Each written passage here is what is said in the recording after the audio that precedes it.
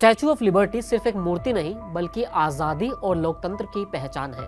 America के New York शहर में खड़ी ये ऐतिहासिक धरोहर फ्रांस ने 1886 में अमेरिका को गिफ्ट के तौर पर दी थी। वजह थी दोनों देशों का समान लोकतांत्रिक मूल्यों में विश्वास। लेकिन अब 140 साल बाद फ्रांस में इस पर नई बहस छिड़ गई है। सवाल उठ रहा है कि क्या अमेरिका अब भी इस तोहफे के काबिल है।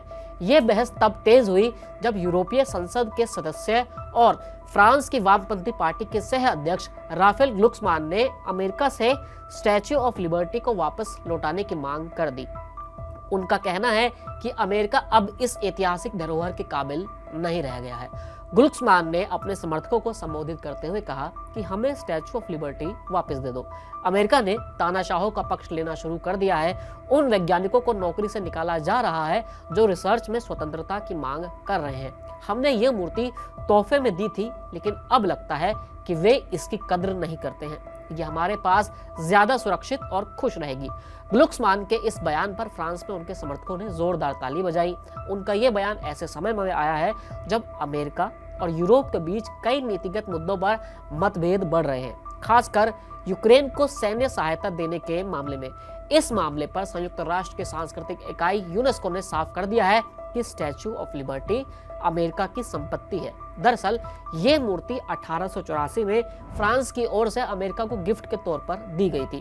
इसका मकसद 1776 की अमेरिकी स्वतंत्रता की 100वीं वर्षगांठ मनाना था, लेकिन फ्रांस एशिया युद्ध के कारण इसके निर्माण में देरी हुई।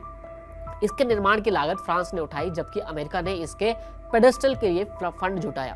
350 टुकड़ों में भेजी गई इस मूर्ति को 28 अक्टूबर 1886 को आधिकारिक रूप से न्यूयॉर्क हार्बर में स्थापित किया गया था। हालांकि ग्लुक्समान को फ्रांसीसी सरकार से कोई समर्थन नहीं मिला है। राष्ट्रपति इमैनुअल मैक्रों इस मुद्दे पर चुप्पी साधे हुए हैं। मैक्रों इस समय अमेरिकी नीतियों को लेकर संतुलन बनाने की कोशिश कर रहे हैं। वे ट्रंप प्रशासन के साथ सहयोग करना चाहते हैं, लेकिन ट्रंप की कुछ नीतियों, खासकर व्यापार शुल्क में वृद्धि का विरोध कर रहे हैं। जब इस विवाद पर व्हाइट हाउस की प्रतिक्रिया मांगी गई तो प्रेस सचिव कैरोलिन लेविट ने इसे खारिज कर दिया। उन्होंने कहा कि स्टैच्यू ऑफ लिबर्टी अमेरिका की धरोहर है और इसे लौटाने का कोई सवाल नहीं होता है।